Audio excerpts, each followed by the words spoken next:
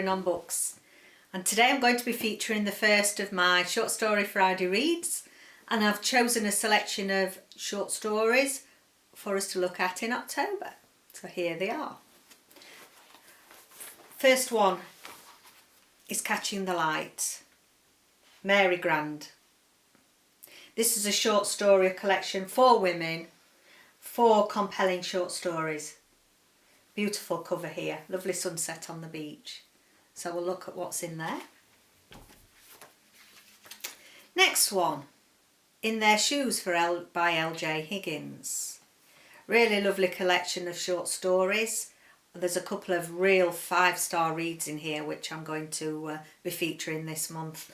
Bit disappointed, little bit narrow, short, not as many stories in there as I'd like, but nevertheless cracking.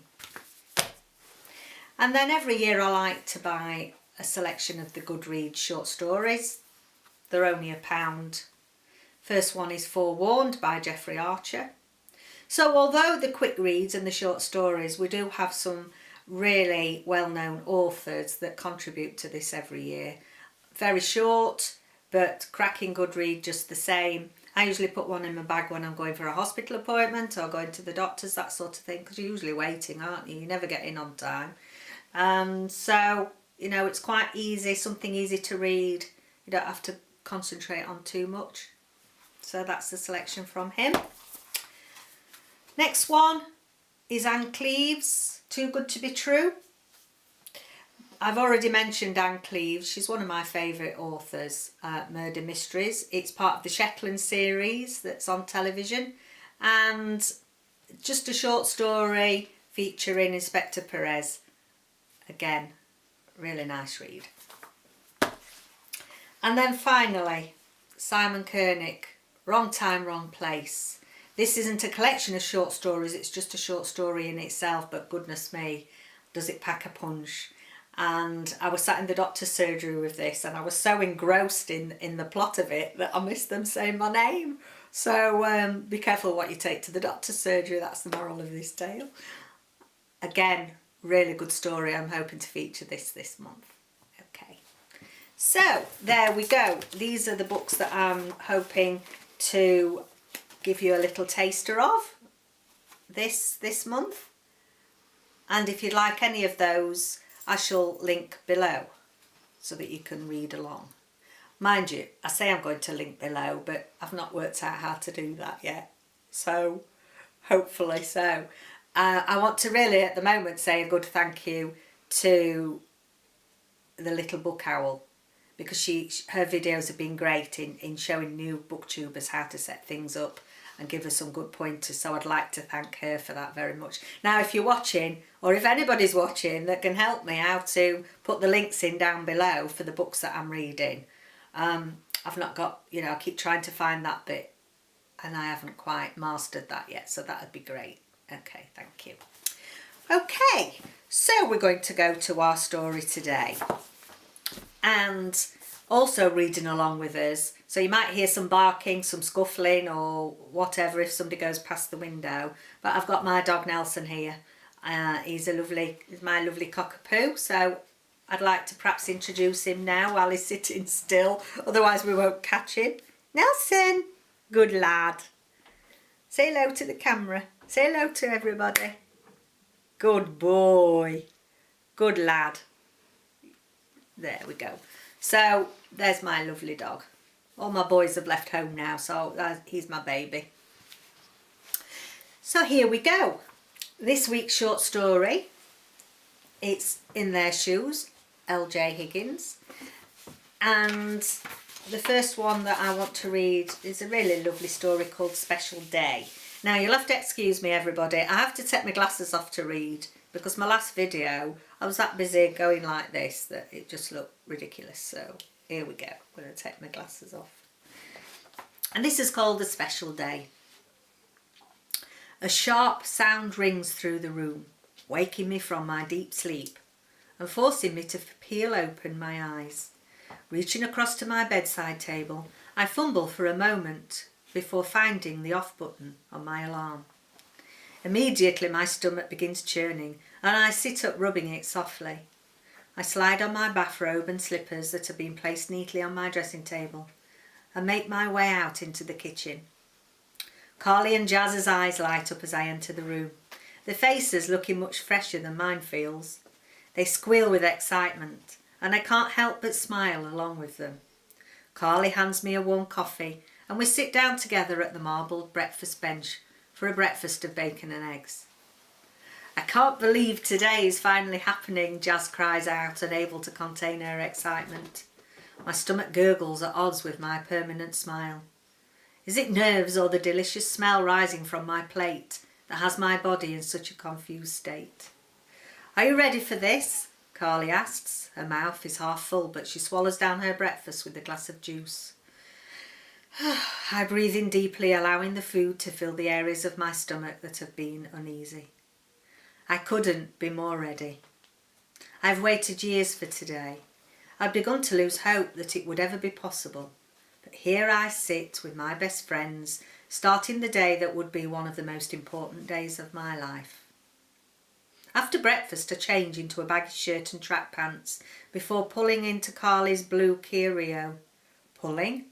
No, piling into Carly's blue Kia Rio, leaving for the hairdressers. They fuss over us for hours, making sure our hair and makeup are perfect. Nerves twitch in my belly again, challenging my rising excitement, looking at my final reflection in the mirror. I'm amazed... Oops, too many pages. I'm amazed what I see. My makeup and hair are flawless. I feel amazing. And I have my two favourite people by my side. Tears dance in my dark green eyes and my thoughts are interrupted by Carly, fanning my face with a magazine. "Don't ruin your makeup." A loud swallow pushes the tears away. Jazz hands me a glass of bubbly to fight off the last of my nerves as we leave for the motel room where my mother and my dress await me. Carly and Jazz step into their soft yellow floor-length gowns. They look gorgeous, and tears threaten my makeup once again. I'm so blessed to have these two amazing ladies by my side. Carly, my best friend, who has always been there for me and is continuously encouraging me to be the best person I can be. And Jazz, my friend who has supported me through so much. Noticing my watery eyes, they both step forward, embracing me in a three-way hug. "Your turn. I can't wait to see your dress," says Carly, her eyes glassy. Upstairs, my mother helps me step into my white gown. She slides it up over my chest and slides the zip up along my spine before pulling my straps tight. They crisscross down towards my lower back, where she ties it into a simple bow, tugging the skirt down to make it sit properly. I turn to look in the mirror. The person standing back resembles me, but only just, with this stunning dress, perfect hair and makeup. It's everything I have ever dreamt of, the strapless top that fits nearly around my chest, and waist that tapers off into a flow of white material and lace towards the floor. Behind my reflection, I catch my mother dabbing at her eyes with a tissue, and I turn towards her. "You look beautiful, sweetheart," she says. I embraced her in a tight hug. She has always been my #1 fan. I have the most understanding and caring mother in the world. She lets me go and I stand back to look at myself one last time. Here I am in the wedding dress I have always dreamt of, ready to marry the love of my life. Never in my wildest dreams did I believe this day would come. But here I am, ready to leave this room and become someone's wife. As I walk through the doorway, Kathy pulls a tissue from her bag and Jazz's mouth falls open. They both approach me for one last hug. I flap my hand at my face to dry the tears that are once again threatening to ruin my makeup. We're interrupted by a polite knock on the door. With Carly, Jazz and Mum in tow, I pull it slowly open. My dad holds his arms out to take in the picture of his only daughter in her gown, storing it in his memory forever. "You look stunning, sweetheart." He takes my hand, kisses me lightly on the cheek, and leads me to one of the 2 old-style cars waiting outside. The drive feels as though time is standing still as I wait with great anticipation to arrive at the gardens. Images emerge in my mind of when we first met, our first date, our first kiss. All of these moments over many years leading to this special day. We pull into the parking lot and the small crowd of guests shift excitedly, wanting to be the first to catch sight of the bride. Dad helps me out of the car and I draw in a deep breath, tugging my dress back down into position. Jazz and Carly help smooth it out and hand me my bouquet of lilies and baby's breath. From this moment begins to play, and Carly gives me a reassuring smile before walking towards the aisle, where a row of white petals have been scattered along each side. A few moments later she's followed by Jazz, and I link my right arm with Mum's and my left with Dad's before making my way towards the aisle. The petals lead along the lush green grass towards the white timber arch decorated in tulle and silk ribbon. Each row of chairs holds family members or friends who love and support me. And as I look down the aisle, the person who loves and understands more than anyone else in the entire world stares back with a look of pure joy on their face. My grin grows as I approach, as though my mouth has a mind entirely of its own. Soon I am at the end of the aisle, and Mum and Dad give me a soft kiss before taking their seats. I love the fact Mum and Dad's gone down the aisle with her. I think that's great. Love.